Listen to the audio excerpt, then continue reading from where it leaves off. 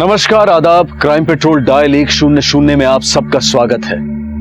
कहते हैं कि अभाव में खुशहाली के सपने जरूर देखने चाहिए। संघर्ष आसान हो जाता है और रिश्तों का ताना बाना इस तरह बुनना चाहिए कि हम एक दूसरे की उम्मीदों पर हमेशा खरे उतरे।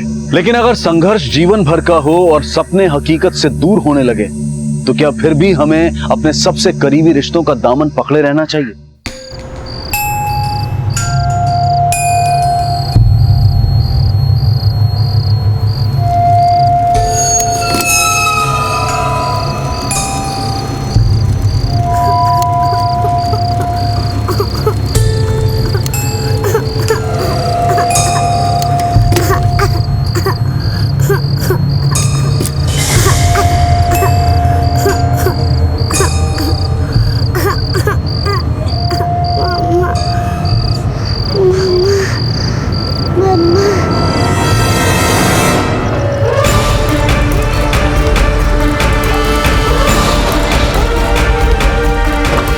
साहब ऑर्डर। सर,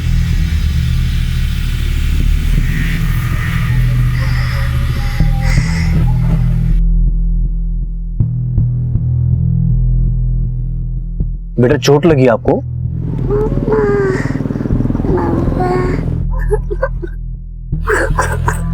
कमले, एक्सीडेंट तो नहीं लगता, ये मामला कुछ और है। आसपास सर्च कर। सर।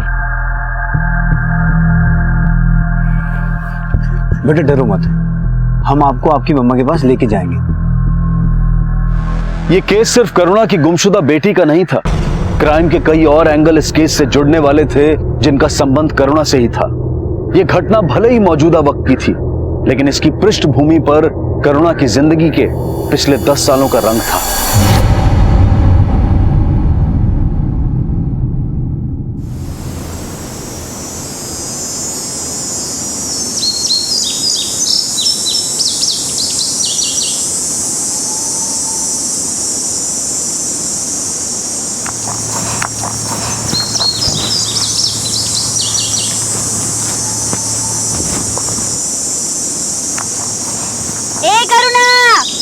करुणा 2 मिनट में आई माँ।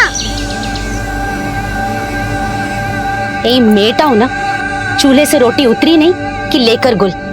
यहाँ खाने के लाले पड़े हुए हैं, लेकिन पता नहीं किस जानवर का पेट भरने के लिए गई है।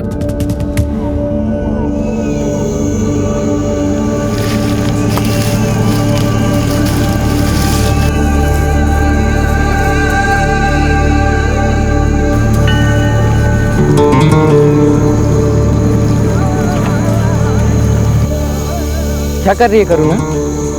दादा मैंने ना रोटी बोई है और थोड़े दिनों में रोटी का झाड़ भी उग जाएगा, तो उसमें बहुत सारी रोटी होगी। फिर ना माँ दुखी और ना पापा, हम पेट भर के खाएंगे और सोएंगे। इतना भी भोलापन अच्छा नहीं होता करुणा। क्या हुआ दादा, मैंने कुछ गलत बोला क्या? भूखा इंसान ना अक्सर ऐसी गलती कर बैठता है। भूख इंसान से कुछ भी करवा सकती है, लेकिन अगर भूख पैसों की हो तो पेट कभी नहीं भरता। अभाव में खुशहाली के सपने देखना कोई बुरी बात नहीं, लेकिन हालात सुधारने के लिए बुरे बन जाना यह गलत है। करुणा का बचपन सही और गलत के ऐसे कई सवालों की भेंट चढ़ने वाला था, जिसका असर उसकी जिंदगी पर 10 साल के बाद भी ज्यों का त्यों था। लेकिन इस असर का करुणा की बेटी पर क्या असर पड़ रहा था, इसका खुलासा होना अभी बाकी था।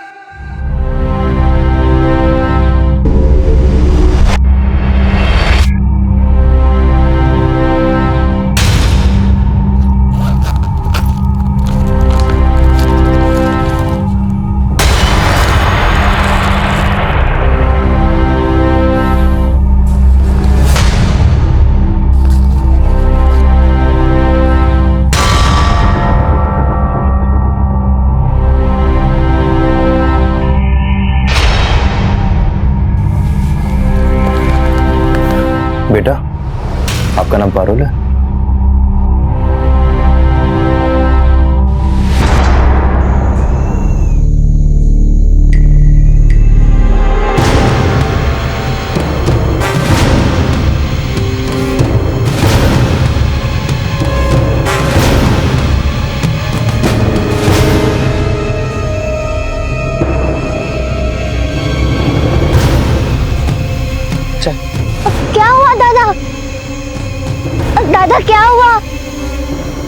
अरे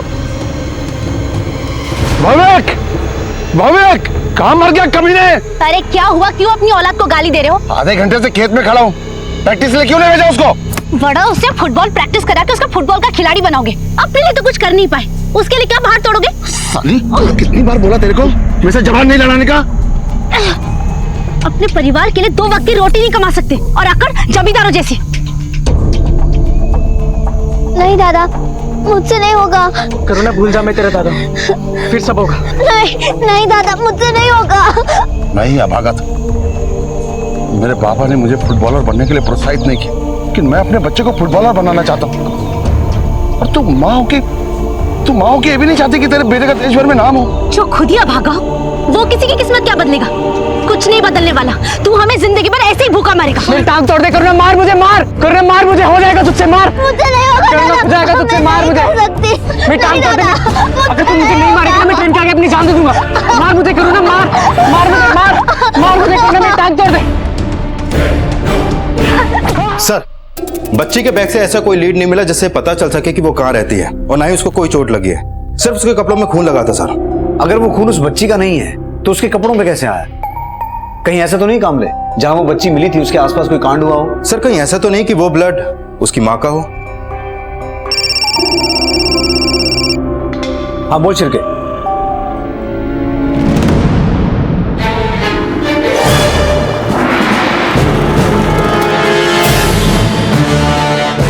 आई सर।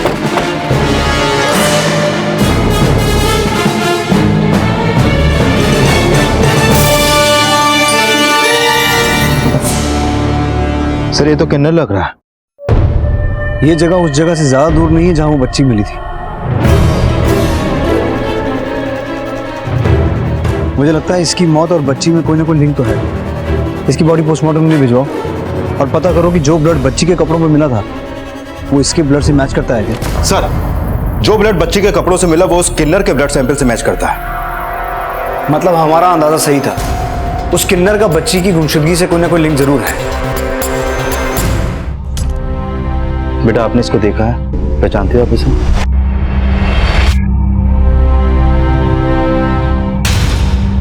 अरे अरे अरे डरो नहीं। अरे अच्छा, कुछ नहीं पूछते, इधर आओ, हमारे पास बैठो। मम्मा पास जाना है ना आपको? हम आपको ले जाएंगे मम्मा पास। किशोरी,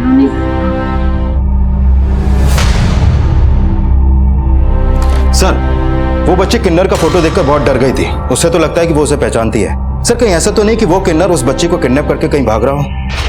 अगर वो किन्नर बच्ची को किडनैप करके ले जा रहा था तो उसका मर्डर कैसे हुआ? किसने किया? नहीं कामले, ये चक्कर कुछ और है। पता करो उस बच्ची की कहीं कोई मिसिंग कंप्लेंट दर्ज हुई है और उस किन्नर की आइडेंटिटी पता करो, वसई के आसपास जहां ये किन्नर समुदाय रहते हैं। मुझे लगता है हमें क्राइम सीन को एक बार फिर से स्कैन करना चाहिए।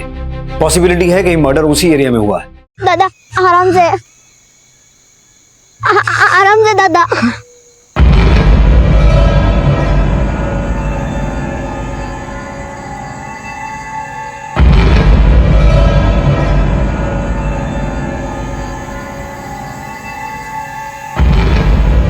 बाबा, वो गाड़ी स्कूटर वाले ने दादा को टक्कर मारी और चोट लग गई। अपनी बहन से झूठ बुलवाता है। एक नाकाम पिता अपनी बच्चों की कामयाबी के सपने तो देखता था, लेकिन उससे ये हकीकत बर्दाश्त नहीं हुई कि उसका अपना बेटा अपनी जिंदगी अपने तरीके से जीना चाहता था। करुणा के पिता, भाई, माँ, सबकी अपनी अपनी चाह थी, उम्मीदें थी, लेकिन कोई भी कभी एक दूसरे का पूरक नहीं बन पाया। और जब हताशा हिंसक रवैया अपना ले तो भविष्य पतन की राह पर होता है। करुणा के पिता को घरेलू हिंसा के जुर्म में जेल जाना पड़ा। यह घटना करुणा और उसके परिवार के बिखरने की शुरुआत थी, और इस घटना के 10 साल बाद हालात ऐसे थे कि इस परिवार का हर सदस्य एक दूसरे के लिए लापता हो चुका था।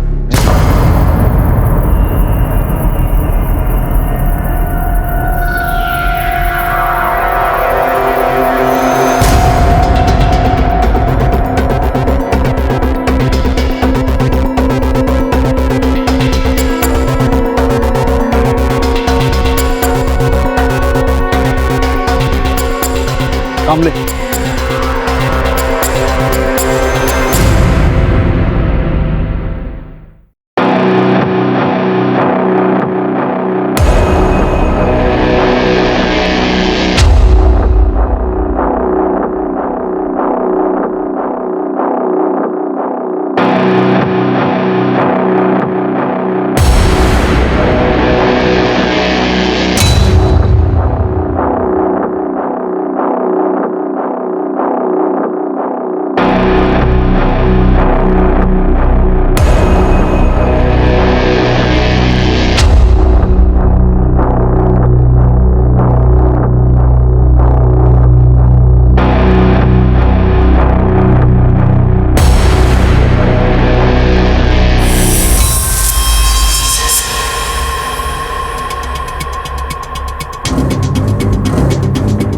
लगता है उस किन्नर को ही मारा गया होगा।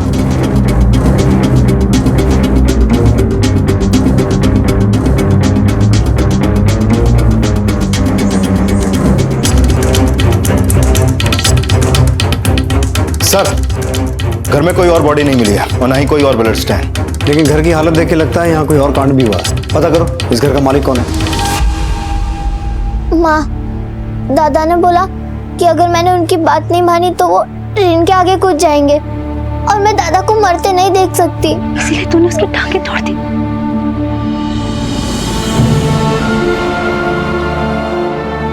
तूने उसकी टांगों के साथ साथ हमारी किस्मत भी फोड़ दी।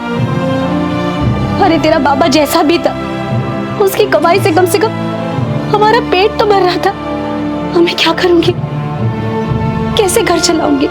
माँ, मत रोना। अब तेरा दादा बिना दवा दारू के मर जाएगा और मैं रो रो के मर जाऊंगी। मैं काम करूंगी, मैं पैसा कमाऊंगी। तू रो मत, तू रो मत।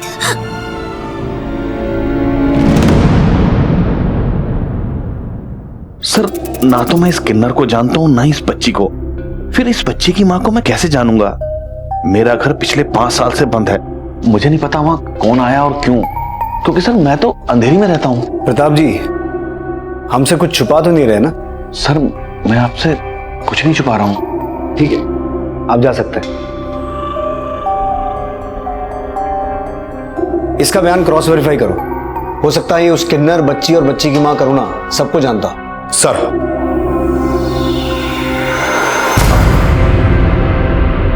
मंजू, सुना है तूने अपने पति को जेल करवा दिया? क्यों रे, तुझे जेल करवाई है जो तुझे मिर्ची लग रही है? मिर्ची तो तू है, मेरा मतलब तेरी जुबान बड़ी तीखी है। करुणा चल। ए मंजू, देख बच्चे जवान हो रहे हैं, कब तक दूसरों के कचरे से सड़ा गला अनाज बीनकर पेट भरेगी? जो किस्मत में होगा सह लेंगे। अगर तू चाहेगी तो किस्मत बदल भी सकती है तेरी। सर, मैंने बंगलों के मालिक के कॉल रिकॉर्ड और उसकी अलीबाई चेक की। वो हत्या वाली रात ही नहीं बल्कि कई महीनों से बसा ही नहीं आया। हो सकता है उसने अपना वो बंगलो अपने किसी दोस्त या रिश्तेदार को इस्तेमाल करने के लिए दिया हो। सर, उसके कॉल रिकॉर्ड में ऐसा कोई सस्पिशियस नंबर सामने नहीं आया। वो एक रेपुटेड बिजनेसमैन है, ज्यादातर इंडिया से बाहर रहता है और उसका बैकग्राउंड भी काफी क्लीन है। सर, अगर उसका बैकग्राउंड क्लीन है तो ऐसा कौन हो सकता है जो उसके घर को क्राइम के लिए इस्तेमाल करे? अच्छा कामले, बच्ची की माँ और किन्नर की पहचान की कोई लीड मिली? नहीं सर, न उस बच्चे की कोई मिसिंग कंप्लेंट है और न ही उस किन्नर की, लेकिन आसपास के किन्नरों से पूछताछ चल रही है, शायद कोई लीड मिले। एक तरफ पुलिस पिछले दिनों हुई सभी मिसिंग कंप्लेंट्स को स्कैन कर रही थी, पारुल की मां करुणा को आइडेंटिफाई करने की कोशिश कर रही थी, और दूसरी तरफ उस किन्नर की पहचान के प्रयास भी जारी थे कि तभी उस किन्नर से जुड़ी एक जानकारी सामने आई। नहीं साहब, यह हमारे इलाके का तो नहीं साहब, लेकिन इसको 2-3 दिन पहले मैंने यहाँ ही देखा था। यार खाली 10 रुपया ही तो मांग रही है, सलमान की तरह बॉडी है और 10 रुपया भी नहीं दे रहा है। दादा, हाँ? बंगला नंबर 27 मेहता वाला किधर पड़ेगा? वो उधर। और ये बच्ची भी ठीक है इसके साथ? नहीं साहब, इसके साथ कोई भी नहीं था। अगर ये किन्नर मेहता विला का एड्रेस पूछ रहा था तो इसका मतलब ये हुआ कि ये वहां अपनी मर्जी से गया था, लेकिन इसका कत्ल भी मेहता विला में ही हुआ और इसका खून बच्ची के कपड़ों में मिला। अगर बच्ची वहां थी तो क्या उस वक्त उसकी मां भी वहां थी? और अगर नहीं तो अभी तक उसकी मां ने अपनी बच्ची की मिसिंग कंप्लेंट क्यों नहीं लिखवाई? कामले, उस रात मेहता विला में जो भी हुआ उसकी इकलौती विटनेस ही बच्ची है। हमें किसी भी तरह इस बच्ची को कॉन्फिडेंस में लेना होगा, क्योंकि इस बच्ची का बयान ही हमें इस केस में कोई ना कोई लीड देगा।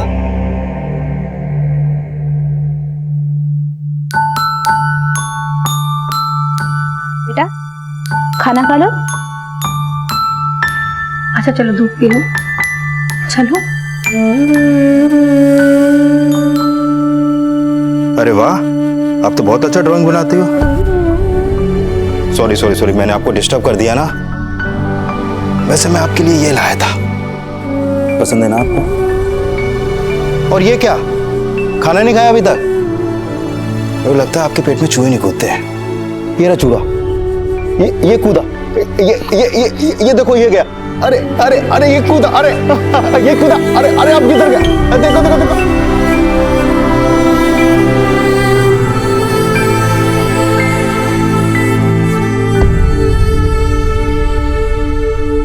अपनी फोटो की भी गाड़ रही है, ऊपर से अपना नाक भी पकौड़ा बना दिया। ऐसे क्यों देख रही है? दादा मैं आपसे नाराज हूँ। क्यों? आपको मुझसे अपनी टांग नहीं तुड़वानी चाहिए थी। करुणा, बाबा ने मुझे इतना दौड़ाते थे, मेरे पेट में दर्द हो जाता था। और तुझे पता है, ये जो फुटबॉलर लोग होते हैं ना, इनको कितना अच्छा अच्छा खाने को मिलता है। दूध, दही, मक्खन, घी। और बाबा मुझे पता क्या खिलाते थे? मूढ़ी। और वैसे भी ना मुझे ना फुटबॉलर बनना ही नहीं। तो फिर दादा आप क्या बनोगे? Film star. अरे वाह दादा, सच? हाँ। अच्छा मैं तुझे फिल्म स्टार की तरह डांस करके दिखाऊं? हाँ। ये देख।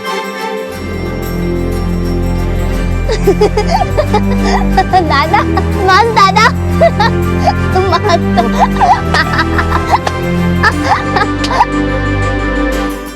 वाह, हालात मैयत बनाने वाले हैं और तुम दोनों यहाँ नाच रहे हो।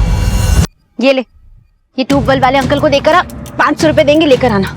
500 रुपए? इसके कोई 20-25 रुपए नहीं देगा। तू चुप कर, तुझे क्या पता मेहनत की कीमत क्या होती है? तू बस इधर उधर नाचते रहे। और तू खड़े खड़े मुंह क्या देख रही है? जा जाकर पैसे लेकर आ, पैसे लाएगी फिर खाना बनेगा।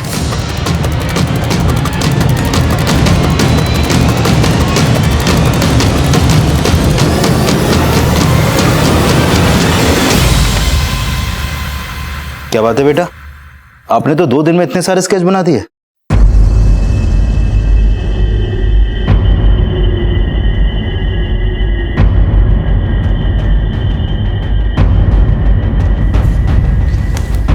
बेटा, ये बीच पे तुम लोग गए थे?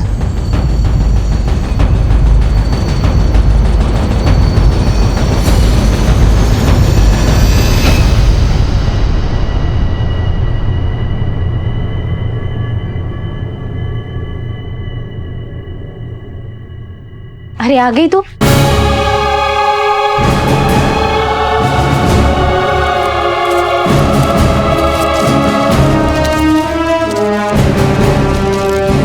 अगली बार बोलना 600 लगेंगे।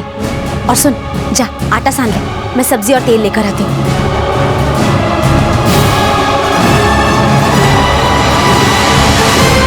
करुणा, देख मैंने तेरा चेहरा सुधार दी।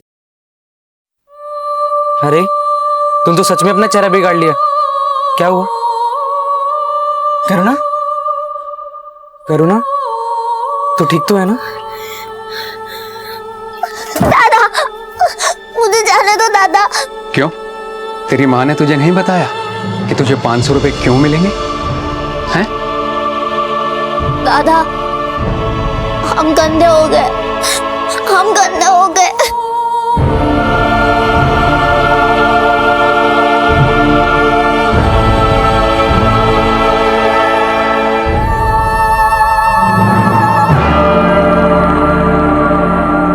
माँ तो अपना पेट काट कर भी बच्चों का पेट भरने वाली होती है, तो फिर भूख इतनी सस्ती कैसे हो सकती है कि ममता ही बिक जाए? अपने बच्चों के लिए बड़े से बड़ा बलिदान देने वाली माँ अगर अपने ही बच्चों की बलि चढ़ाने पर उतारू हो जाए तो मजबूरी की कोई भी वजह माँ और ममता के कद से बड़ी नहीं हो सकती।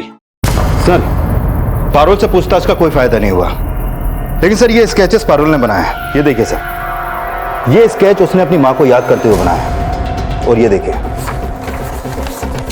ये स्केच बीच का।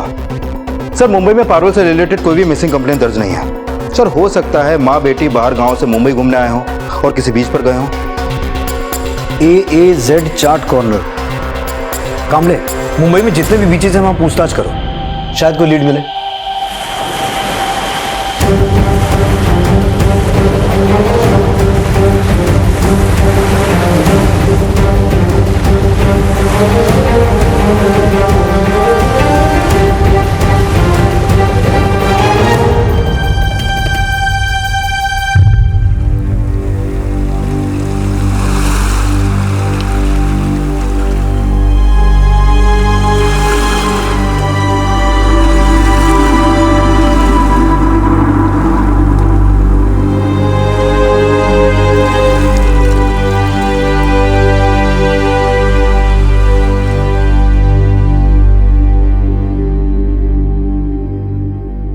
साहब इस बच्ची और इसकी माँ ने यहाँ पे चाट खाई थी साहब।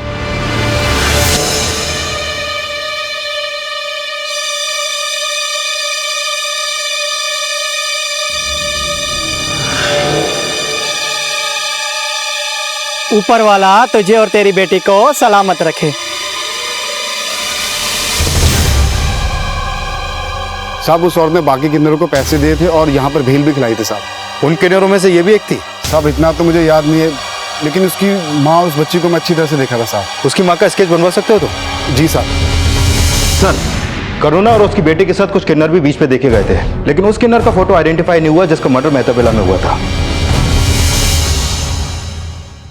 अपनी ममता का सौदा कर लिया? क्या तुम्हारी भूख करुणा के आंसुओं से सस्ती है? मैंने जो किया अपने अकेले के लिए नहीं किया। तुम दोनों को मैं भूख से मरता हुआ नहीं देख सकती थी। मेरी ममता मजबूर जरूर थी, लेकिन मेरी आत्मा जानती है कि मैं करुणा से कितना प्यार करती हूँ। प्यार करती हो ना तुम? तो ठीक है, आज के बाद करुणा को तुम वहां नहीं भेजोगी। अपने बाप की तरह धमकी मत दे मुझे। अब से मुझे जो ठीक लगेगा मैं वही करूंगी। अपनी बहन की इतनी फिक्र है ना, तो जाके 2 पैसे कमा कर ला और फिर मुझसे बात करना, समझा ना?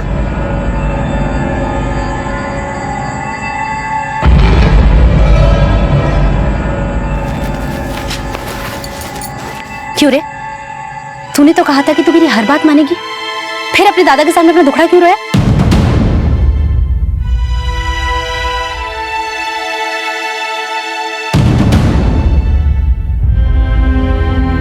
तू क्या सोचती है कि ये सब करके मेरी आत्मा नहीं पसीजी होगी? लेकिन मैंने अपने आंसू पी लिए और तुझे भी अपने आंसू पीने होंगे। और अगर तेरे मन में कोई और बात है तो बोल दे, मैं मान लूंगी कि बेटे और पति की तरह तूने भी मुझे पराया कर दिया।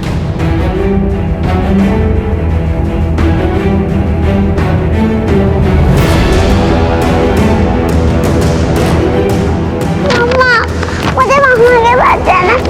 मुझे मम्मा के पास जाना है। मुझे मम्मा के पास जाना है। तुम और तुम्हारी मम्मा बीच के अलावा और कहाँ जाते थे? मुझे मम्मा के पास जाना है। मुझे मम्मा के पास जाना है। मुझे मम्मा के पास जाना है। करुणा और उसकी बेटी 7 दिसंबर की शाम 5 बजे गोराई बीच पे थे और उसी रात लगभग 7 बजे इस किन्नर को वसई में मेहता विला का एड्रेस पूछते हुए देखा गया और मेहता विला में ही इसका मर्डर हुआ। और उसी रात करुणा की बच्ची पारुल वसई एरिया में ही हमें मिली और उसके कपड़ों पर इस किन्नर का खून था, लेकिन इसकी मां नहीं थी। इन सभी घटनाओं का आपस में कोई ना कोई लिंक तो जरूर है जिसकी कड़ियां हमें जोड़नी है, और इन कड़ियों को जोड़ने के लिए करुणा का मिलना बहुत जरूरी है। गोराई बीच से वसई जाने के लिए मीरा भाईंदर होते हुए वेस्टर्न एक्सप्रेस हाईवे से भी जाया जा सकता है, या फिर गोराई से बोरीवली या फिर भाईंदर स्टेशन होते हुए ट्रेन के थ्रू भी जा सकते हैं। पता लगाने की कोशिश करो कि करुणा की बेटी गोराई से वसई कैसे पहुंचे। वो अपनी मां के साथ ही थी या कहानी कुछ और है? साहब,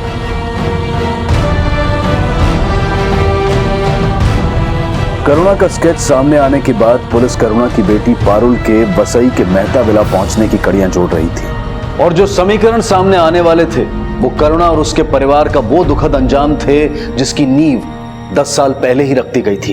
रोटी और पैसों का पेड़ उगाने के सपने देखने वाले बच्चों ने क्या तब इस आने वाली हकीकत की कल्पना भी की होगी?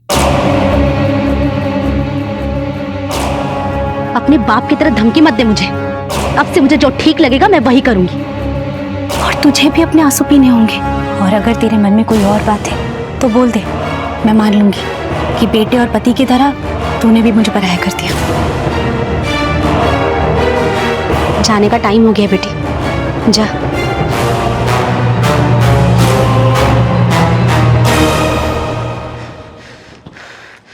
मैं करुणा के साथ कुछ गलत नहीं होने दूंगा, भले ही मां से नाता तोड़ना पड़े।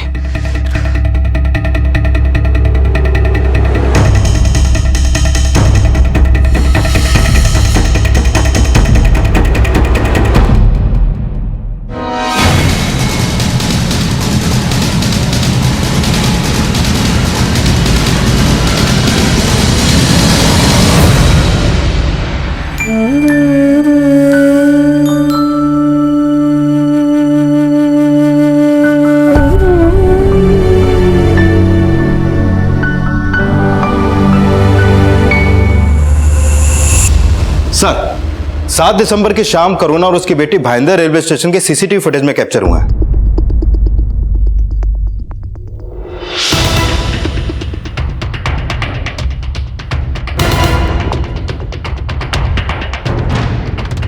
करुणा ने भाईंदर से वसई का टिकट निकाला और 6:45 बजे उन दोनों को वसई रेलवे स्टेशन से बाहर निकलते हुए देखा गया।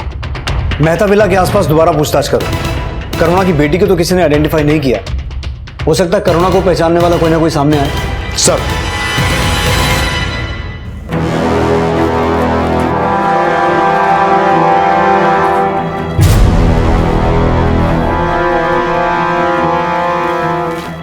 छह सौ है ना? माँ, दादा कहाँ है? अब तेरा दादा मेरे काबू में रहता ही कहाँ है? कहीं अपने दोस्तों के साथ आवारागर्दी कर रहा होगा। वो वापस आए या ना आए, लेकिन करुणा, तू तो मुझे छोड़कर नहीं जाएगी ना? ऐसा मत बोल माँ। और ये क्या, तुझे तो बुखार है।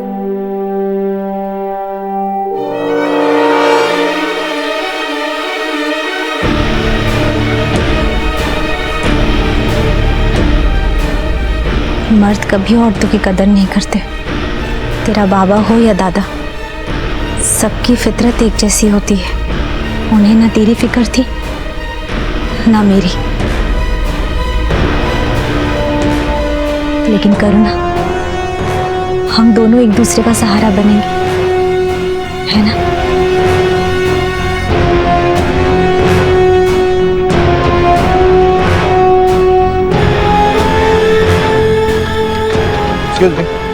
इसको देखा तुमने? हाँ साहब, मैंने इस औरत को देखा है।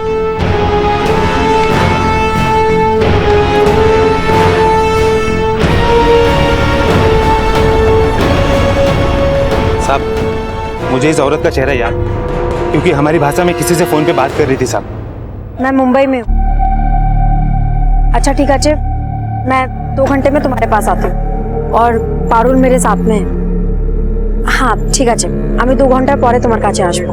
हाँ ठीक है। फिर साहब वो अपनी बच्ची को यहाँ छोड़ के चली गई। बोली मैं थोड़ी देर में आऊंगी और बच्ची को लेके जाऊंगी। दादा सुनो ना, আমি মেয়েকে এখানেই ছেড়ে যাচ্ছি। आधे घंटे में आके ले जाऊंगी। आप प्लीज इसको देख लेना ना एक बारी। कोई बात नहीं, आप जाइए। अच्छा बेटा, मैं थोड़ी देर में आती हूँ। आप यहाँ से कहीं मत जाना, ठीक है? ठीक है मम्मी। साहब थोड़ी देर के बाद मैं पास की फैक्ट्री में चाय लेके गया। बेटा मैं चाय दे गया था, अब यहीं बैठना है। और जब वापस लौट के आया तो सब बच्ची नहीं थी। मुझे ऐसा लगा कि वो आई होगी और अपने बच्ची को लेके गई होगी। साहब वो तुम्हारे उधर की थी तो कुछ बताया उसने? कहाँ की रहने वाली है, कहाँ से आई है? साहब इतना बात नहीं हुआ। यहाँ से कहाँ का जाने का बोल के गई थी? मेहता विला? साहब कुछ बोला नहीं उसने, बस इतना बोला कि मैं थोड़ी देर में आऊंगी और बच्ची को लेके जाऊंगी। उस वक्त इसे देखा था यहाँ?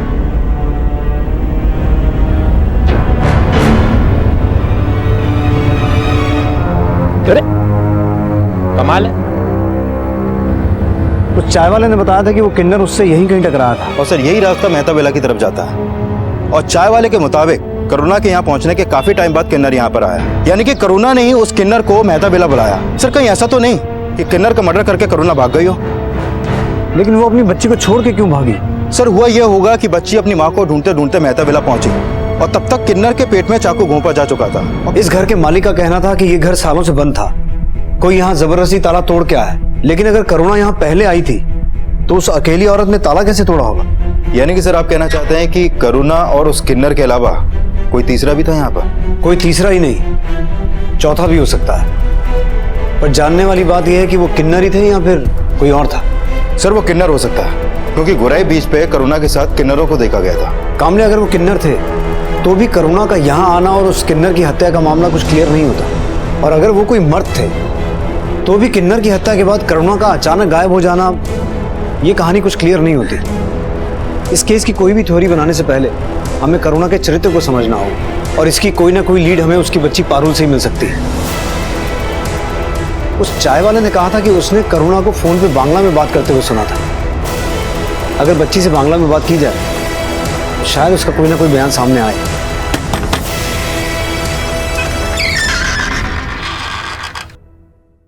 अच्छा 1000 लगेगा। ठीक है।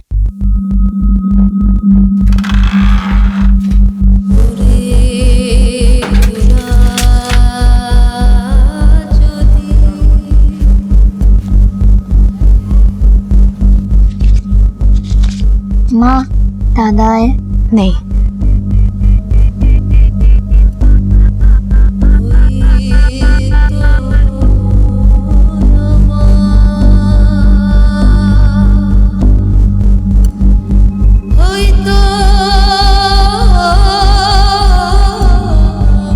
आपकी बेटी पेट से है। जानती हूँ। बच्चा गिरा दो।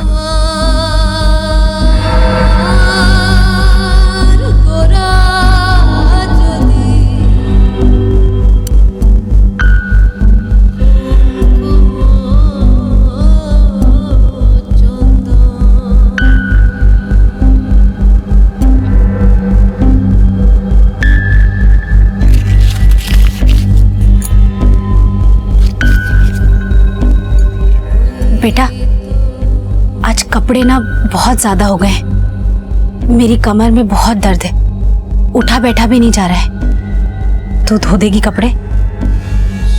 लेकिन करुणा जो कर रही थी उसे बलिदान नहीं अंधकार कहा जा सकता था, जिसमें उसका वर्तमान ही नहीं भविष्य भी डूब रहा था। 10 साल बाद क्या करुणा अपनी उसी तकदीर का बोझ उठा रही थी या फिर अपनी कोई और तकदीर लिखने जा रही थी? पुलिस के लिए करुणा अब सिर्फ एक गुमशुदा मां नहीं थी, बल्कि उसे एक फरार अपराधी भी समझा जा रहा था। अब सवाल करुणा की ममता पर भी उठ रहे थे। क्या करुणा एक अपराधी थी या फिर एक पीड़ित? अच्छा बेटा, ये बताओ तुम्हार बाड़ी कोथाय? तुम कहाँ रहती हो? हमार दवारी खूब सुंदर। अरे वाह, तुम्हार बाड़ी खूब सुंदर।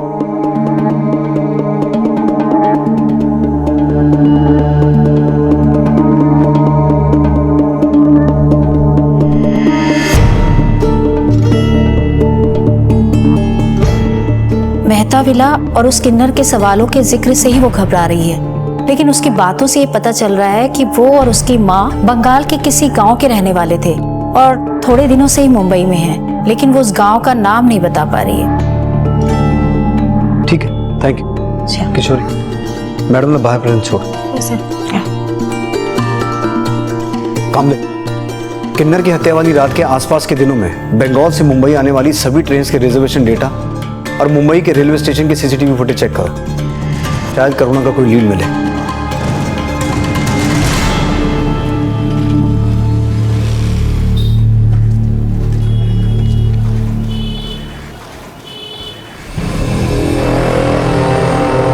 दादा, दादा,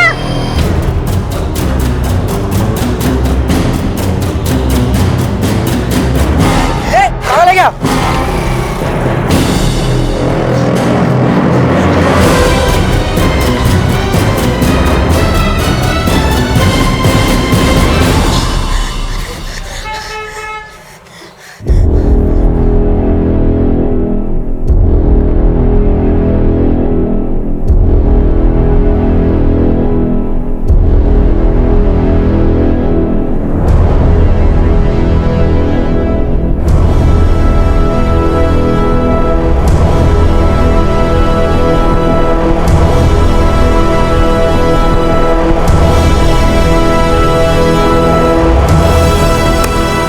सर 7 दिसंबर की सुबह ये किन्नर गुवाहाटी एक्सप्रेस से कुल्ला स्टेशन पे उतरा था, लेकिन सर वेस्ट बंगाल से आने वाली ट्रेन के रिजर्वेशन डेटा में करुणा का कोई क्लू नहीं मिला।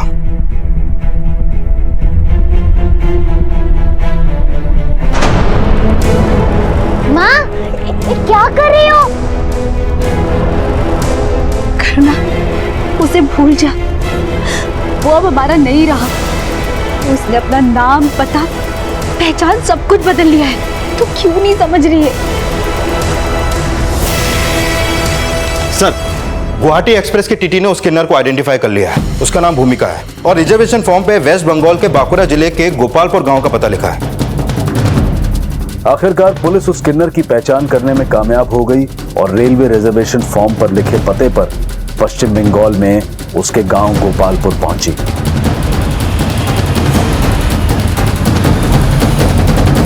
भूमिका यहीं रहती थी? भूमिका? साहब, इसने तो मेरे ही पेट से जन्म लिया था साहब। क्या बात है साहब? हमें मुंबई में इसकी लाश मिली है। साहब, ये कैसे हो गया? शांत हो जाओ। इसे पहचानती हैं आप? ये तो मेरी बेटी करुणा है।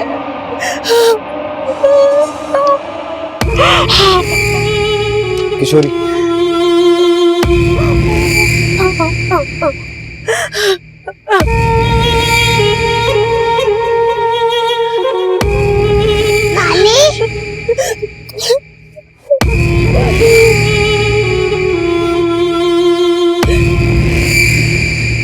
साहब, उसका नाम भूमिका नहीं, भौमिक था। भौमिक बचपन से ही किन्नर था? नहीं साहब, लेकिन एक दिन अचानक घर से भाग गया। बाद में पता चला कि किन्नरों की बस्ती में रह रहा है। और करुणा, अगर उसने आपसे कोई संपर्क नहीं किया तो इस छोटी सी बच्ची को अनजान शहर में छोड़ के कहाँ गायब हो गई हो? साहब, करुणा ने भी मुझे पराया कर दिया। बेटा, पति, बेटी सब मुझे अकेला छोड़कर अपनी दुनिया में मस्त हो गए। किसी को मेरी कोई फिक्र नहीं।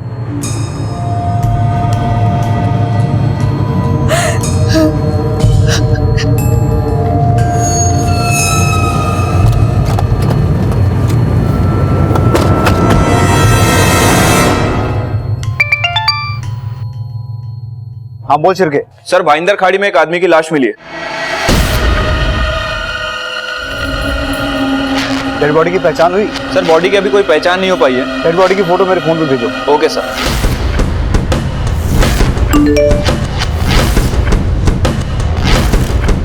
एक और मर्डर, करुणा से लिंक। सर, कहीं इस आदमी के मर्डर में भी करुणा का हाथ तो नहीं? करुणा का गायब होना सवाल तो कई खड़े कर रहा है। अब जानना ये है कि इसकी असल शख्सियत क्या है।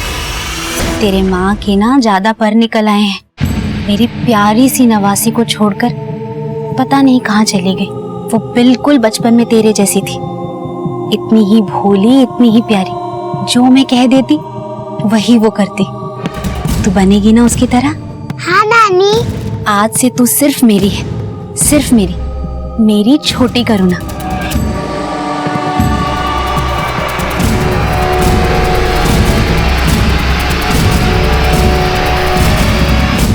किसी का चेहरा देखकर उसकी शख्सियत का अंदाजा नहीं लगाया जा सकता, क्योंकि इंसान का चेहरा भले ही वही रहे, लेकिन उसके हाव भाव, उसकी सोच समझ, उसका नजरिया हमेशा बदलता रहता है। लेकिन करुणा के भाई ने तो अपना नाम और अपनी पहचान भी बदल ली थी।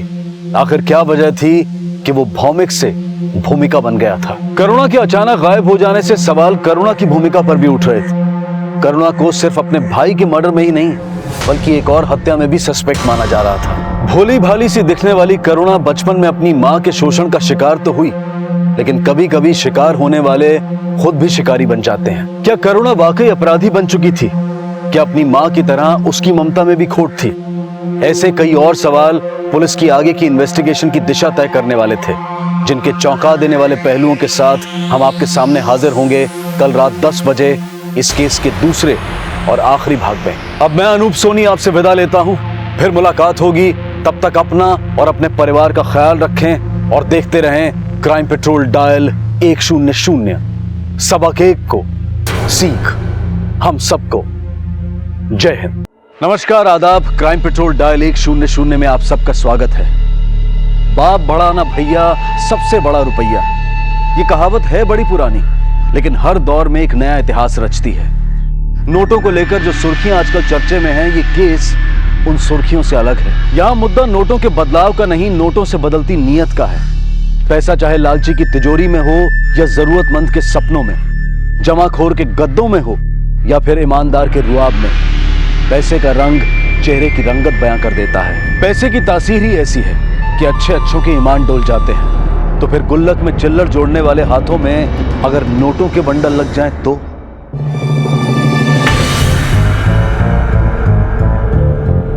मैं धारक को 500 रुपए अदा करने का वचन देता हूँ।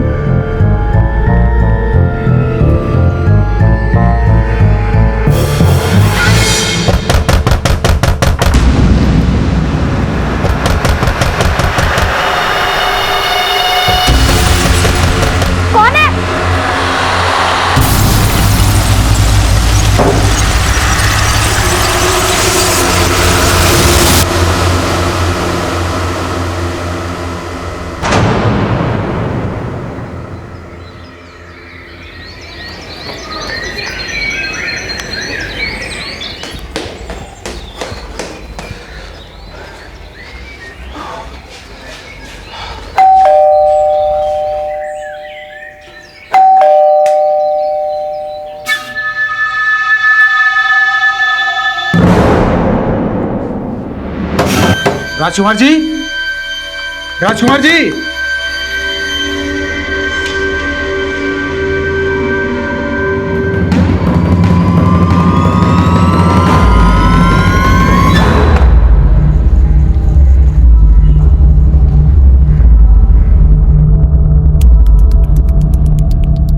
सर सर आइए सर, मैंने ही फोन किया था आपको। ये देखिए, ये राजकुमार जी का घर। सर मैंने भी बहुत कोशिश की लेकिन कोई फायदा नहीं हुआ। दरवाजा खटखटाया, डोरबेल बजाई, लेकिन दरवाजा खुले ही नहीं। लेकिन अब राजकुमार जी से मिलने क्यों आए थे? सर हम लोग रोज मॉर्निंग वॉक पर निकलते हैं। एक्चुअली मैं सर बाजू वाली विंग में ही रहता हूँ। लेकिन ऐसा भी तो हो सकता है कि राजकुमार जी कहीं बाहर गए होंगे। नहीं नहीं सर, पिछले 10 साल से लगातार हम लोग मॉर्निंग वॉक पे जा रहे हैं और राजकुमार जी ने आज तक एक भी मॉर्निंग वॉक मिस नहीं की। भगवान न करे कुछ हो ना गया हो। खोलते सर, आसपास से किसी चाबी वाले को बुलाओ।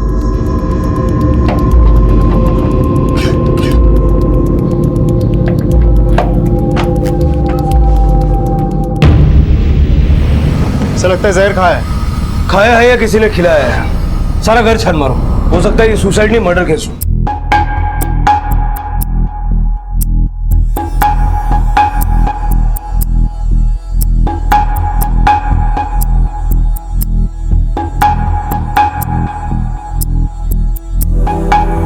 सर इनका एक लड़का भी यहाँ रहता था, सुबह से वो भी नहीं दिखा।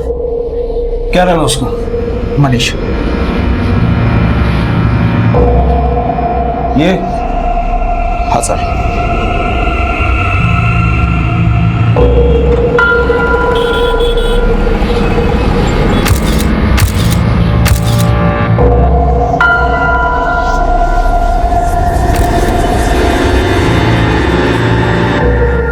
आपको क्या लगता है इन्होंने आत्महत्या क्यों की होगी? मुझे नहीं लगता सर, राजकुमार जी या उनकी पत्नी आत्महत्या कर सकते हैं। तो इन्हें जहर किसने दिया होगा?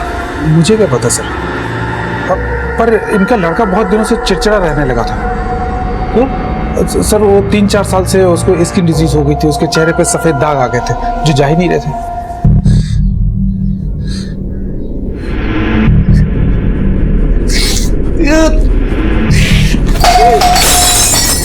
मनीष का नंबर तो मैंने सेव नहीं किया था, उसके पिताजी का नंबर है मेरे पास।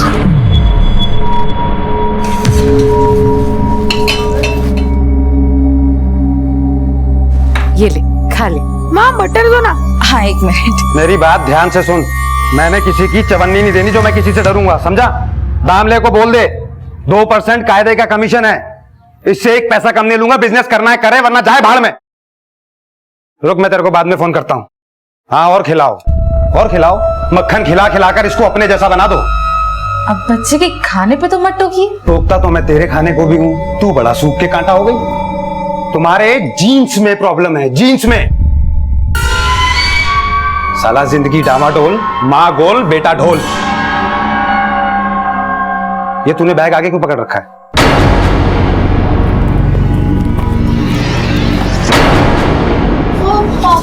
पापा ये अपनी फैट छुपा रहा है। छुपा मत, घटा, एक्सरसाइज कर, वरना जवान होने तक ना खुद को ढो पाएगा ना अपने बाप के जनाजे को।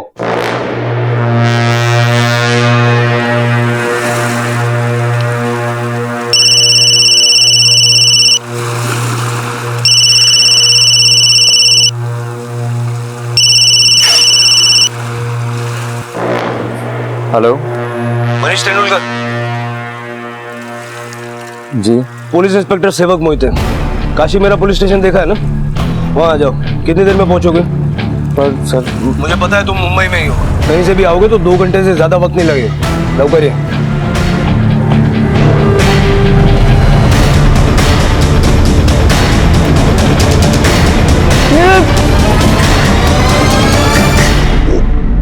सर बिल्डिंग के सिक्योरिटी गार्ड ने मनीष को कल देर रात बिल्डिंग से बाहर जाते हुए देखा था। लेकिन उसने अपना फोन चालू रखा है। मिलने बुलाया, देखते हैं वो क्या बोलता है। लाइन चलो। बोल मोटे, कितने नंबर की चड्डी पहनता है? तेरे बाप की नंबर की साले, उससे पूछ क्या? बाप पे कैसे क्या बे? अक्षय पैंट उतार इसकी। अबे क्या लफड़ा करने आते हो, पढ़ाई करने आते हो? लफड़ा किया ना तो सीधा प्रिंसिपल के पास जाऊंगा। चलो क्लास में। हंसो मत, चलो।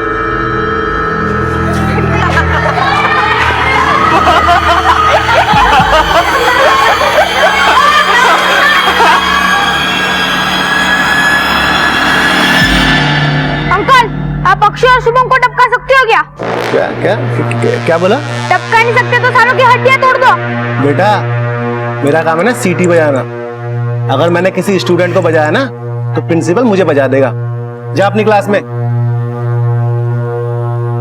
2000 है, मेरा काम कर दो, 2000 और दूंगा।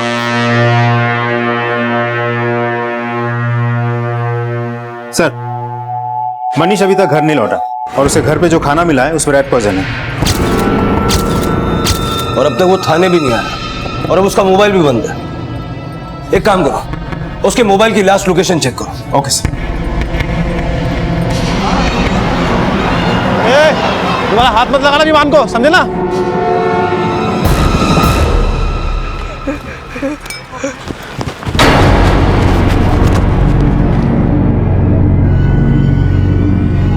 ओके सर, मनीष के फोन की लास्ट लोकेशन गोराई की थी।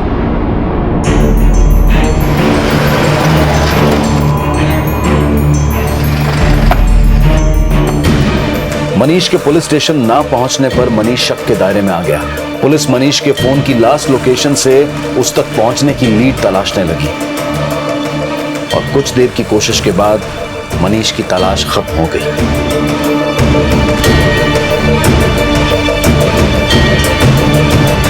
क्या अपने माता पिता के बाद अब मनीष ने भी आत्महत्या कर ली थी, या फिर जैसा दिखाई दे रहा था सच उससे बिल्कुल अलग था? और अगर ये आत्महत्या थी तो ये क्यों और किन हालात में हुई थी, और अगर ये हत्या थी तो इस अपराध की वजह क्या थी? इन घटनाओं के बुनियादी सवाल पुलिस इन्वेस्टिगेशन का आधार थे और बहुत जल्द इन घटनाओं का तार विवान से भी जुड़ने वाला था। एक छोटे से बच्चे के पास इतने पैसे होने का राज आखिर था क्या? Thank you uncle.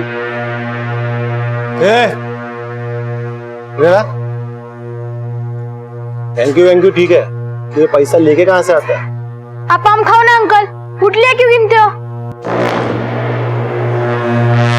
Sir, Manish और उसके पेरेंट्स की पोस्टमार्टम रिपोर्ट, तीनों मौत की वजह जहर है। मनीष के पिता के खाने में जहर था और मां के पानी में जहर था और मनीष ने खुद जहर खाया है। बोलते हैं मनीष के सुसाइड की पॉसिबिलिटी ज्यादा साफ है, लेकिन उसके पेरेंट्स के सुसाइड की पॉसिबिलिटी में अभी क्लैरिटी जरा कम है। हो सकता है किसी ने पर्पसली उनके खाने में जहर मिलाया हो।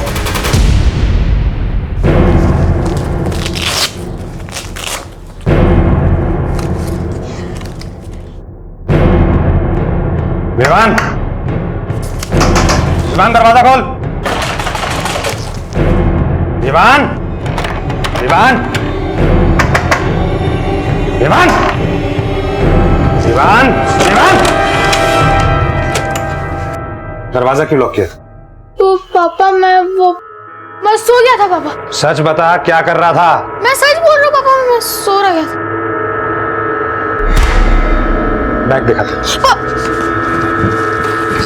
बैग क्यों पकड़ रहा है? छुपा रहा है ना? स्कूल की डायरी छुपा रहा है? डायरी दिखाता हूँ।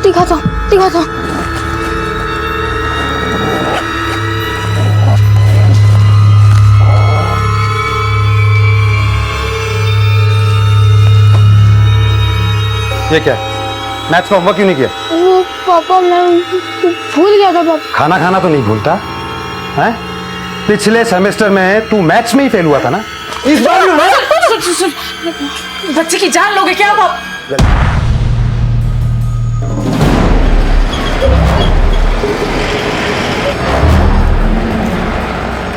सर, इनके घर की चाबी किसी और के पास थी ये तो मैं कह नहीं सकता, लेकिन मनीष के मम्मी पापा तो ज्यादातर घर पे ही रहते थे। सर, टेंडुलकर साहब के घर पे तो बहुत कम ही विजिटर्स आते थे, लेकिन हाँ, कुछ दिन पहले एक लड़की उनसे मिलने के लिए आई थी। ओ मैडम, साइन कीजिए यहाँ पर।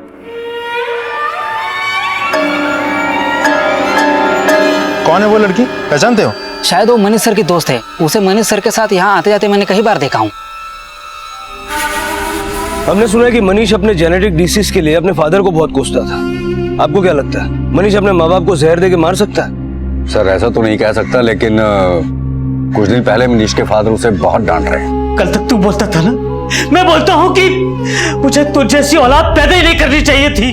अभी यहाँ से तू निकल यहाँ से अभी।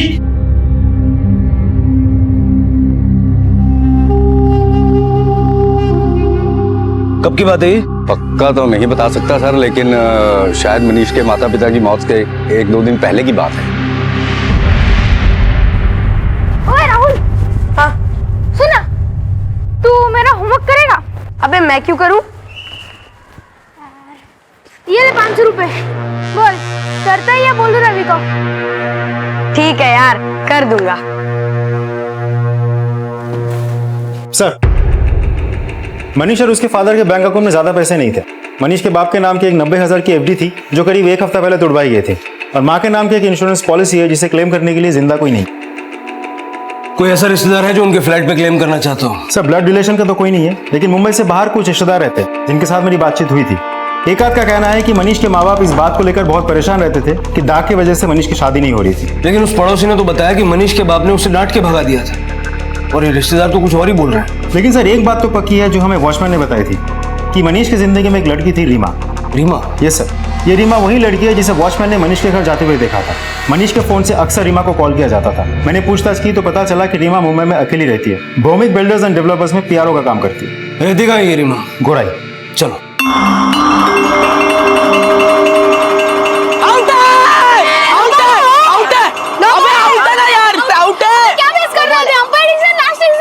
क्या चीटिंग करता है यार? क्या चीटिंग कर रहा है? अंपायर भी चिढ़ता है। जाने दे, चल। ये ले यार, तेरे पास तो बड़े पैसे, टीचर को रिश्वत दे दे, पास कर देगी। उसकी जरूरत नहीं पड़ेगी। ये असली है कि नकली है? तुझे नकली दूंगा। चल। जी? रीमा त्रिवेदी? हाँ, मैं ही हूँ रीमा। आपके दोस्त मनीष और उसके परिवार के बारे में कुछ बात करनी। कैसी बात सर? आपको पता नहीं, मनीष और उसके पेरेंट्स अब इस दुनिया में नहीं रहे। व्हाट? मनीष से आपकी फोन पे बात होती थी, उसके घर भी आना जाना था। क्या आपने वाकई ये जानने की कोशिश नहीं की कि आपका दोस्त किस हाल में है? सर, हम नॉर्मल फ्रेंड्स थे और मनीष के पेरेंट्स के साथ भी मेरा फॉर्मल रिलेशन था। लेकिन आपकी और मनीष की दोस्ती तो काफी पुरानी थी ना। 5 साल आप लोग कॉलेज में साथ थे, उसके बाद भी आप लोग टच में थे। सर, हम कॉलेज में साथ जरूर थे, लेकिन अभी 3 महीने पहले ही वापस टच में आए।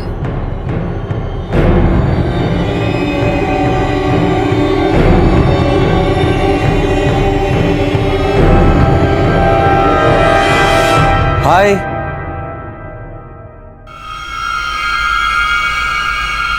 पहचाना नहीं?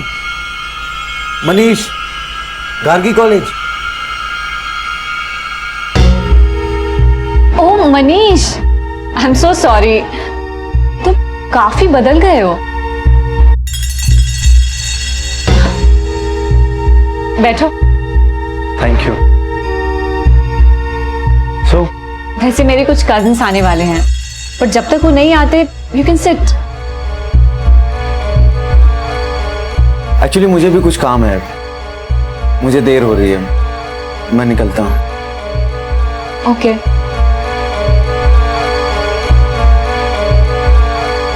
मुझे लगा मनीष बुरा मान गया होगा, इसलिए मैंने हमारी कॉमन फ्रेंड से उसका कांटेक्ट लिया और अगले दिन ही उसे कांटेक्ट किया।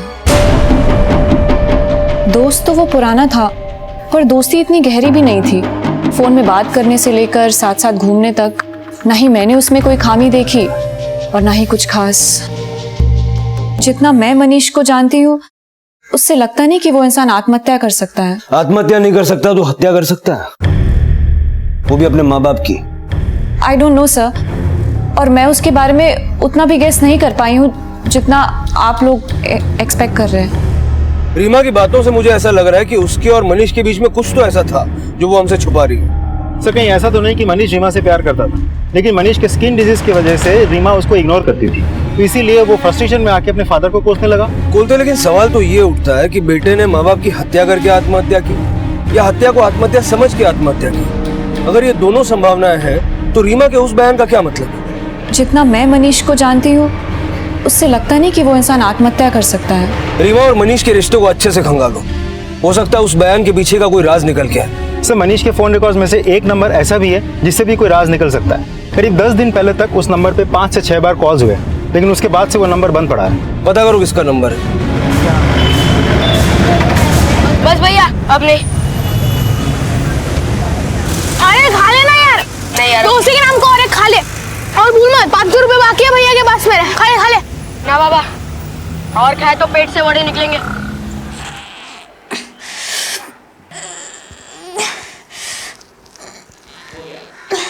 विवान, तेरा बैग कहाँ है? मुझे तेरा बैग चाहिए, मैं ज्योमेट्री बॉक्स ले रही हूँ। हाँ रुक, आ रहा हूँ।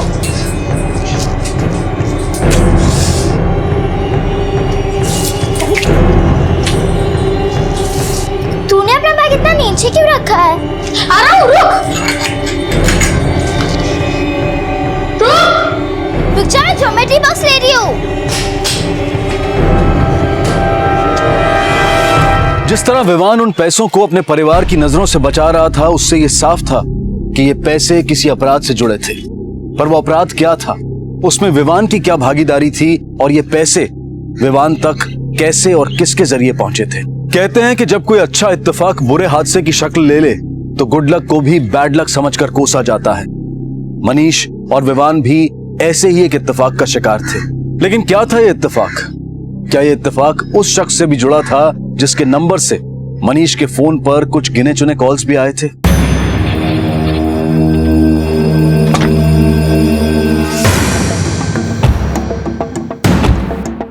सुनो जरा, सचिन भंडारे का कॉलिंग नंबर कितना है? 169। हाँ सर, और वो जो ग्रे लाइनिंग शर्ट पहने वाला है ना, हाँ। वही है। ओके। अरे भाई मैं सच बोल रहा हूँ, दिखाओ क्या? बोल दिखाओ। हाँ साहब, वो मेरा ही नंबर है, इसलिए बिल नहीं भरा था ना तो कंपनी ने कनेक्शन कर दिया। मनीष तेंदुलकर से कैसी बोल चलती तेरी? मनीष तेंदुलकर कौन है साहब ये? तेरे नंबर से काफी कॉल्स गए इसको। ये बीच में लाश मिली इसकी। अरे हाँ साहब, याद आया। हाँ 3-4 बार बात हुआ था इससे, लेकिन ऐसा कुछ खास उठना बैठना नहीं है। तो नाम कैसे याद रहेगा? ये तुझसे मिला था? हाँ साहब, एकदा बैठला होता। क्यों मिला था? साहब उसको ना जाके खोली खरीदनी थी साहब। खोली खरीदनी थी? हाँ। तो तुझसे क्यों मिला? वो क्या है ना साहब, वो अपने विलास भाव है ना, स्टेट एजेंट, उनके पास मैं जॉब करता हूँ। तो कौन सी खोली खरीदवाई तूने उसको? कसली खोली साहब, फालतू में टाइम पास किया, कुछ नहीं खरीदा बिरीदा उसने। साहब मैं किसी मनीष तेंदुलकर को नहीं जानता। अब मुझे क्या पता कि भंडारे किसको कहाँ मिलता है, कब मिलता है। लेकिन भंडारे तो आपके लिए काम करता है ना। वो सब तो ठीक है साहब, लेकिन भंडारे बड़ा 420 किस्म का आदमी है। मेरे भी क्लाइंट को डायरेक्ट कर लेता है। ये महीना उसका लास्ट है, मैंने उसको अपने यहाँ से निकाल दिया है। कब से काम कर रहा था भंडारे? साहब बस यही 3-4 महीना हुआ, और इसके पहले जिसके यहाँ काम करता था उसने भी लात मार करके निकाल दिया। अभी सुना है किसी बिल्डर के यहाँ भी घपला किया हुआ है। सर ये घपला मनीष के फादर के 90,000 की एफडी से तो नहीं जुड़ा है? हो सकता है मनीष ने उस पैसे से भंडारे को एडवांस किया हो। हाँ लेकिन कुलते एडवांस भी तो वो आदमी देता है ना जो बाकी की रकम चुकाने का बूता रखता हो। मनीष और उसकी फैमिली तो खस्ता हाल थी। मुझे नहीं लगता कि मनीष भंडारे से खोली खरीदने के लिए मिला होगा। चक्कर कुछ और ही है। इस भंडारे की पूरी हिस्ट्री निकालो। विलास ने बोला कि भंडारे ने किसी बिल्डर के यहाँ कोई घपला किया, और रीमा भी एक बिल्डर के यहाँ काम करती है। पता करो इस भंडारे और रीमा के बीच में कोई कनेक्शन तो नहीं है? अब रेट बदल गया है, 2 का नहीं 3% लगेगा। ठीक है, नहीं मैं देखता हूँ। हाँ चल ठीक है, चलेगा मेरे। मैं कल एक बार तेरे को फोन करूंगा, ठीक है? क्या है? छोटा बच्चा है, थक गया होगा, अब माफ भी कर दीजिए। चल खड़ा हो। और सुन, आगे से कोई शरारत करी तो तेरी माँ भी नहीं बचा पाएगी, समझा? चल कमरे में जा। हाँ दामले, अरे कल बोला था ना यार, समय ले लेना, इतनी जल्दी क्या है तेरे को बे?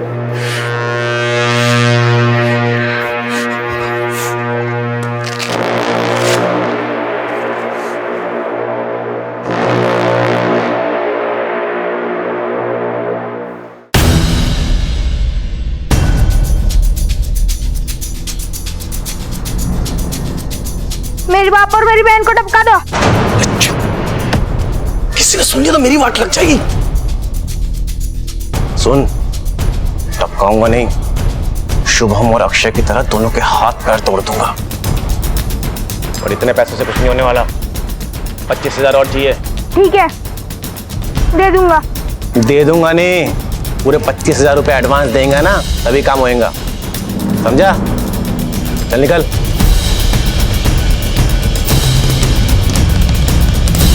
सर, रीमा और भंडारे का कोई कनेक्शन तो सामने नहीं आया, लेकिन ये पता चला है कि रीमा ने अपने अकाउंट से 2.25 लाख रुपए विथड्रॉ करके मनीष को दिया था। CCTV footage.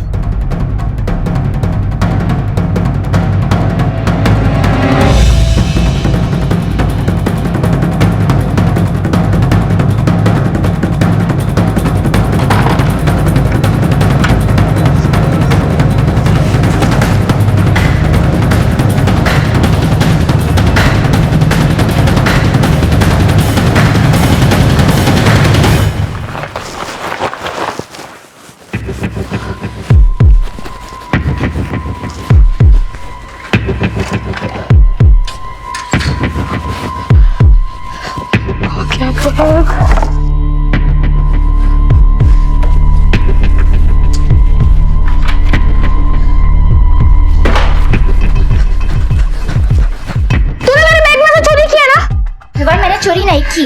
लगता है तुझे पापा से पनिशमेंट खिलानी पड़ेगी। सच बोल, तूने मेरे बैग से चोरी की है। विवान, मुझे पता नहीं कौन सी चोरी है, मुझे जाने दे। पापा इसने मेरे बैग से चोरी की है। पापा मुझे पता ही नहीं कौन सी चोरी, मैंने नहीं की चोरी। क्या चोरी की है? वो मेरा ज्योमेट्री बॉक्स। मैं समझाती हूँ। कुछ सिखाओ इन्हें। तू जा शूज पहन, नया ज्योमेट्री बॉक्स आ जाएगा। हाँ रीमा, अगर वो पैसे तुमने मनीष को उधार नहीं दिए तो फिर दिए क्यों? रीमा, चुप रहने से कोई फायदा नहीं है। अगर कोई क्राइम किया है तो कबूल करने में तुम्हारी भलाई है। सर, मैंने कुछ नहीं किया, बल्कि क्राइम तो मेरे साथ हुआ है। मतलब कैसा क्राइम?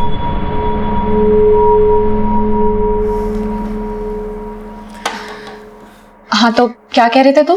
Thank you. रीमा यार, मुझे तुमसे एक हेल्प चाहिए थी। कैसी हेल्प? मुझे 2 लाख रुपए की जरूरत है। 2 lakh? I am so sorry यार, मेरे पास सिर्फ 20 या 25 हजार कैश होगा। नो इशू, मैंने 2-3 लोगों को और भी बोला हुआ है, तो कहीं ना कहीं से कुछ ना कुछ इंतजाम तो हो ही जाएगा। तुम्हारी कॉफी में शक्कर थोड़ी कम है। आई एम सो सॉरी, मैं अभी लेके आती हूँ।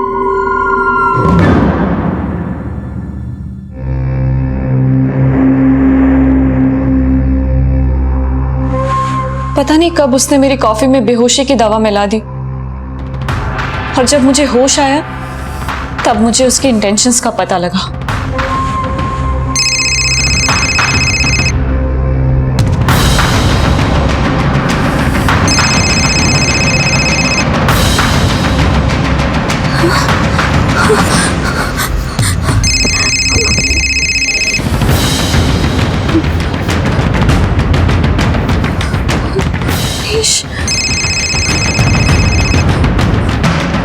हेलो, उसने मेरे फोन से मेरा वीडियो बना लिया था, फिर मुझे ब्लैकमेल किया, कहा कि अगर उसे 2 लाख रुपए नहीं दिए तो वो मेरा वीडियो अपलोड कर देगा। मुझे अपना सारा कैश, अकाउंट्स के सारे पैसे उसे देने पड़े। वो वीडियो कहाँ है? वो वीडियो तो मैंने डिलीट कर दिया। पहले मुझे लगा था कि मुझे उसके खिलाफ FIR करनी चाहिए, फिर मैं डर गई, लेकिन मैंने उसके मम्मी पापा को सब बता दिया, क्योंकि मुझे डर था कि वो मुझे फिर से ब्लैकमेल करेगा। पता मेरे पैसे कहाँ हैं? पैसे? कैसे पैसे? अरे वही पैसे जो मेरे बैग में थे। अच्छा, पापा के सामने तो तूने ज्योमेट्री बॉक्स का इल्जाम डाला था ना? अरे पैसे पैसे क्या कर रहा है? सच बता, मेरे पैसे कहाँ हैं? विवान, मुझे नहीं पता। अच्छा, ऐसे नहीं मारेगी ना? बता वरना सर फोड़ दूंगा तेरा। विवान, मुझे नहीं पता। नहीं पता? विवान! लेकिन मनीष की ऐसी क्या मजबूरी रही होगी जो वो इन पैसों से दूर करना चाहता हो? कहीं ऐसा तो नहीं कि इन पैसों का कनेक्शन भंडारे के साथ है? हो सकता है कि भंडारे मनीष को किसी चीज के लिए ब्लैकमेल करता होगा और मनीष ने रीमा को ब्लैकमेल करके वो पैसे निकाले। सब मैंने इस भंडारे के बारे में पता किया। पता चला कि ये सिर्फ रियल एस्टेट का एजेंट का ही काम नहीं करता, बल्कि कई और धंधे में भी है, जैसे कि आयरन स्क्रैप खरीद के बेचना, ड्राई फ्रूट्स की दलाली करना। मलाड में इसकी एक चाय की टपरी भी है, एक आदमी चलाता है। तो सर, ऐसा भी तो हो सकता है कि भंडारे ने मनीष को पैसे कमाने के लालच दिखाकर चूना लगाया हो और हमें खोली खरीदने के बारे में झूठ बोल रहा हूँ। पता करो ये भंडारे कहाँ आता जाता है और किस किस से मिलता है।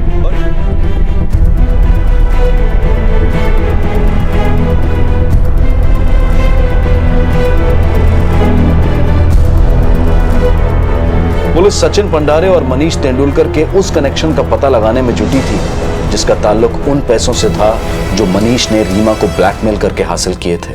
लेकिन मनीष के सामने ऐसी क्या परिस्थिति खड़ी हुई कि जिसने सभ्य से दिखने वाले लड़के को ऐसा अपराध करने के लिए उकसाया। भूल चाहे जानबूझकर हो या अनजाने में, उस भूल का भुगतान इंसान को करना ही पड़ता है। और विवान से हो रही मासूम भूलों की नियति भी मनीष और उसके परिवार जितना बेरहम परिणाम सामने लाने वाली थी।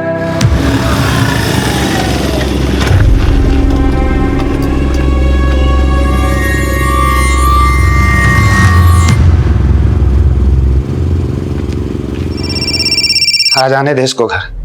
हाँ जी बोलिए। हाँ बोल रहा हूँ। हाँ क्या? हाँ जी मैं अभी आ रहा हूँ। हाँ मैं अभी आ रहा हूँ।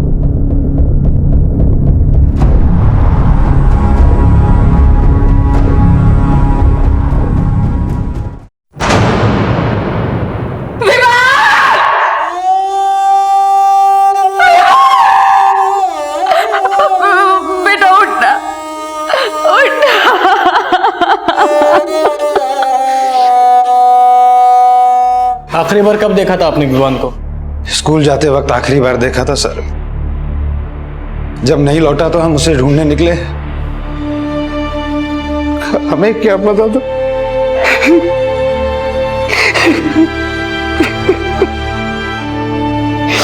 सर अब यह साफ हो गया कि पंडारे ने मनीष को क्यों और कैसे चुना लगाया है।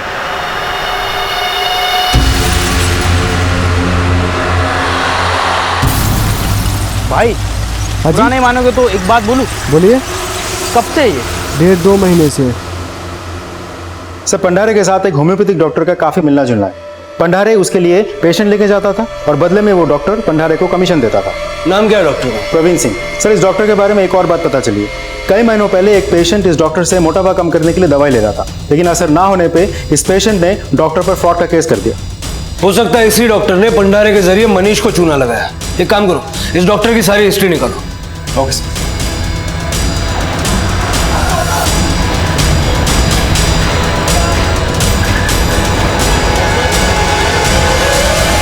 हाँ सर ये बात सच है। विवान के मोटापे के कारण कुछ स्टूडेंट्स उसके साथ मस्ती मजाक किया करते थे। 1-2 बार तो उसने मुझे कंप्लेंट भी की थी, लेकिन सर मुझे नहीं लगता कि इसके वजह से कोई स्टूडेंट उसे मार देगा। सर शुभम और अक्षय बहुत दादागिरी करते थे। एक बार तो उन लोगों ने विवान का पैंट भी खोल दिया था सर, यहीं पे खोला था सर। शुभम और अक्षय? नहीं सर, हमने विवान को कभी नहीं पीटा, बल्कि उसने हमें एक आदमी से पिटवा दिया। क्या? हाँ सर, हम स्कूल से घर जा रहे थे, तभी एक आदमी हमारे सामने आके खड़ा हो गया। तुम्हें क्या लगता है कौन हो सकता है वो? विवान का कोई रिश्तेदार, उसका भाई या फिर उसका कोई दोस्त? नो सर, कोई दोस्त तो नहीं हो सकता, क्योंकि वो बहुत बड़ा लंबा चौड़ा आदमी था। लंबा चौड़ा आदमी? और हाँ सर, कुछ दिन पहले मैंने विवान को हमारे स्कूल के सिक्योरिटी गार्ड से बात करते हुए देखा, कॉरिडोर में। मैंने कहा मेरा मन बदल गया। मुझे मेरे 2000 रुपए दो। मैंने प्लेन कैंसिल कर दी। मुझे 2000 रुपए दो। सुन तो मेरी वाट लग जाएगी। सुन, डील तूने कैंसिल की है, इसलिए मैं तुझे 1 पैसा वापस दे दूंगा। उल्टा तू मुझे 25,000 का आधा पैसा वापस देगा, समझा? तेरी चटनी बना दूंगा। चल चल क्लास में। चल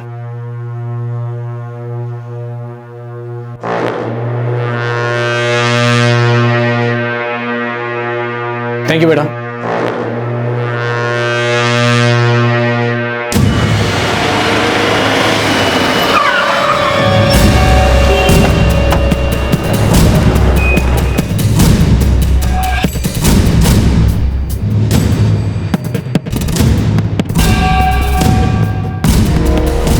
साहेब मी काय केलं सर? अहो मी काय केलं नाहीये। अहो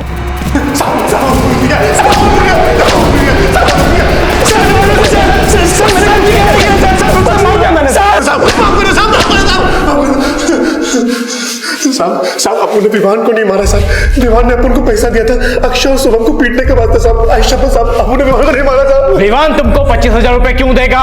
साहब उसकी बहन और उसके बाप को पीटने के वास्ते साहब। मेरे बाप और मेरी बहन को टपका दो। झूठ बोलता है। एक बच्चा तुमको अपने बहन और बाप को मारने के लिए पैसा देगा। सही बोल रहा हूँ साहब। उसकी बहन और उसका बाप उसको बहुत ज्यादा परेशान करते हैं साहब। उसने साहब उनको बोला था कि मैं उन दोनों को टपका दूं, लेकिन साहब नहीं साहब, अपन सब अपन से हाथ पैर तोड़ सकता है, इसके अलावा कुछ नहीं कर सकता। मैं मनीष के बाप से कभी नहीं मिला था, सिर्फ एक बार मनीष से मिला था साहब। कब मिला था? यही कोई 20-22 दिन पहले मेरी चाय की टपरी पे आया था वो। मैंने मनीष को डॉक्टर प्रवीण सिंह के बारे में बताया था और अगले दिन मैं खुद लेके गया क्लिनिक में। कब से है? लगभग 3 साल से। 3 साल से है तो ठीक होने में 3 महीने तो लगेंगे। दवा और परहेज बराबर करना होगा। वो तो ठीक है, लेकिन आपकी फीस कितनी होगी? फीस नहीं, 3 महीने की दवा एक साथ दूंगा, 2.5 लाख लगेंगे। 2.5 लाख? 2.5 लाख तो बहुत ज्यादा है। शरीर से जरूरी कोई चीज नहीं होती। हाँ, लेकिन 2.5 लाख रुपए तो बहुत ज्यादा है। हाँ, बात तो सही है सर। मैंने इतने सारे पेशेंट आपके पास लाए, मेरे दोस्त के लिए कुछ तो करवा दो ना। देखो कितना हैंडसम दिख रहा है, अभी डाक चले जाएंगे तो सोचो और हैंडसम लगेगा। अच्छा ठीक है, 2.25 लाख, इससे 1 पैसा कम नहीं। हाँ, लेकिन इसकी क्या गारंटी है कि उसके बाद ये दाग बिल्कुल चला जाएगा? मैंने हजारों पेशेंट्स ठीक किए, आप चाहो तो इनमें से किसी से भी बात करके देख लो।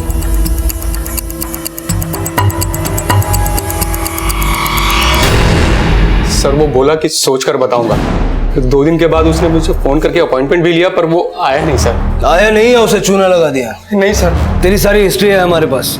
ये पंडारे जैसे कई एजेंट्स हैं तेरे पास जो मजबूर पेशेंट्स को तेरे पास ले आते हैं और तू उन्हें उल्लू बनाता है। मनीष जैसे को कितने को चूना लगाया? मैंने उसे कोई चूना नहीं लगाया, सच कहता हूँ साहब, वो मेरे पास आया ही नहीं।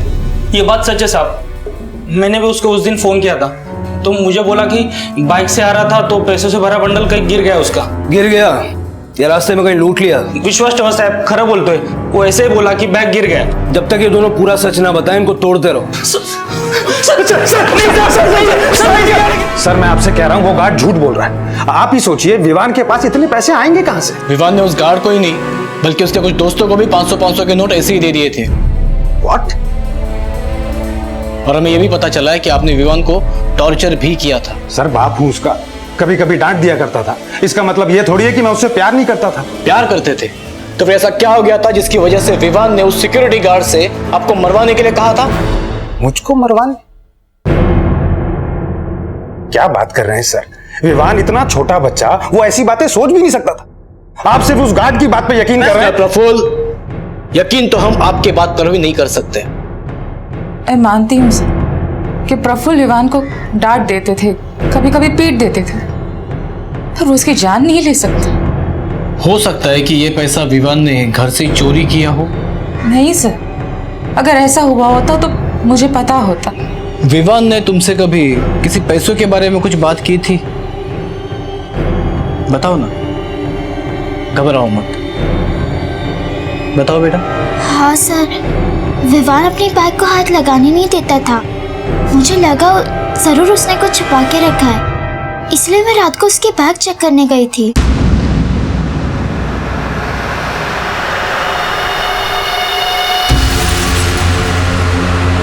तो आपने वो पैसे विवान को दे दिए? नहीं सर, लेकिन एक बार उसने मुझसे मांगा भी था और सड़क पर झगड़ा तक किया। बता वरना सर फोड़ दूंगा तेरा। विवान, मुझे सच्ची नहीं पता। नहीं पता? विवान, विवान मुझे सच्ची नहीं पता। पता नहीं कहाँ गए मेरे पैसे। लेकिन मैंने उसे पैसे नहीं दिए क्योंकि मुझे लगा कि वो उसका गलत इस्तेमाल करेगा। तो आपने वो पैसे किसे दिए, पापा को या मम्मी को? नहीं सर, मैंने उन्हें नहीं दिए क्योंकि मुझे लगा कि वो विवान पर चिल्लाएंगे। तब वो पैसे कहाँ हैं?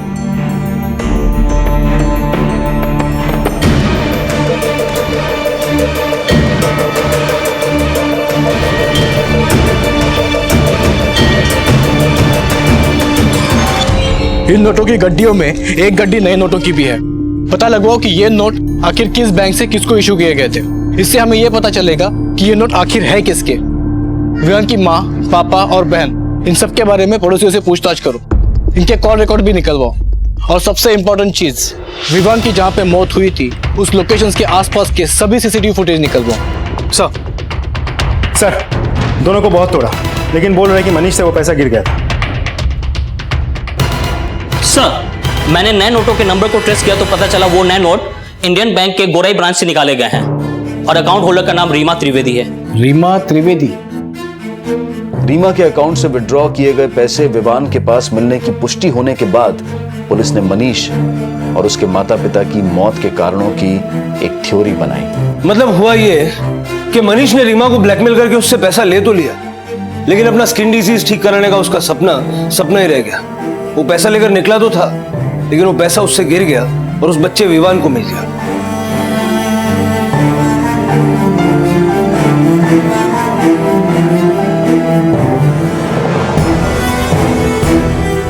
मनीष के माँ बाप अपने बेटे की इस हरकत से न सिर्फ शर्मिंदा हुए बल्कि काफी गुस्सा भी। कल तक तू बोलता था ना, पर आज नहीं बोलता है। मुझे तुझ जैसी औलाद पैदा ही नहीं करनी चाहिए थी। मुझसे गलती हो गई पापा, मुझे माफ कर दो। आई मेरे से गलती हो गई। आई तूने गलती नहीं की, तूने हमारी परवरिश पे तमाचा मारा है। तेरे सिर्फ चेहरे पे दाग नहीं, तेरा चरित्र भी दागदार है। चल निकल, चल निकल, और आज के बाद अपनी शक्ल मत दिखाना। जिस बेटे में उन्हें अपना भविष्य दिखाई दे रहा था, उस बेटे ने न सिर्फ एक लड़की की इज्जत पे हाथ डाला था बल्कि उनके सम्मान को भी ठेस पहुंचाई थी। वो लोग ये सदमा बर्दाश्त नहीं कर पाए और आत्महत्या कर बैठे।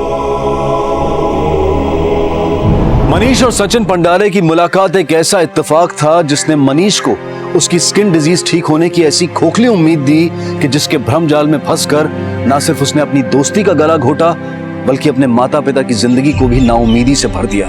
हालांकि पुलिस डॉक्टर और सचिन पंडारे के फरेब का भांडाफोड़ करने में सफल रही, लेकिन मनीष और उसके माता पिता की मौत को आत्महत्या ही माना गया। लेकिन विवान की हत्या की गई थी, पर क्या विवान की हत्या की वजह वही पैसे थे जो रीमा के जरिए मनीष तक होते हुए इत्तेफाकन विवान के हाथ लग गए थे? सर, मैंने विवान के फादर की फोन लोकेशन चेक की तो पता चला विवान की हत्या वाले दिन उसके फादर का फोन उसी एरिया में काफी देर तक एक्टिव था जहां विवान की लाश मिली। ये क्या बदतमीजी है सर? मैं आपसे कितनी बार कह चुका हूं, मैं उस एरिया में गया जरूर था, पर मैं वहां विवान को ढूंढ रहा था। मैं तो उस गली में गया भी नहीं जहां उसकी लाश मिली है। अच्छा,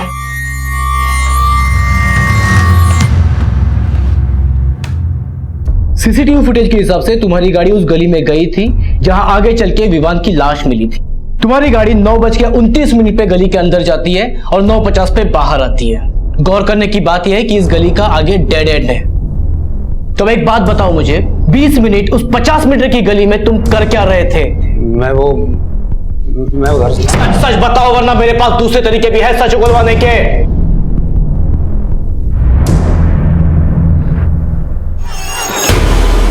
क्या कर रहे हैं? बोल। तुझे ढूंढ ढूंढ के पागल हो गया हूँ। क्या कर रहा है? पापा, मैंने चोरी नहीं की। पापा, मुझे वो पैसे रास्ते से मिले थे। पापा, कौन से पैसे? सर, विवान को लगा कि सृष्टि ने मुझे सब कुछ बता दिया है, पर ऐसा था नहीं।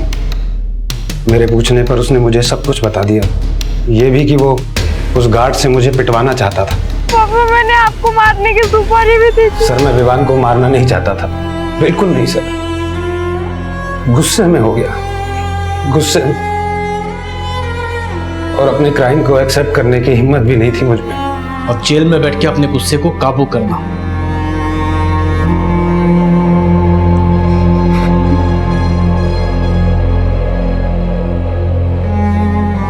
हालांकि विवान की हत्या का कोई इरादा नहीं था, लेकिन क्या विवान के पिता के इरादों में उसकी भलाई थी?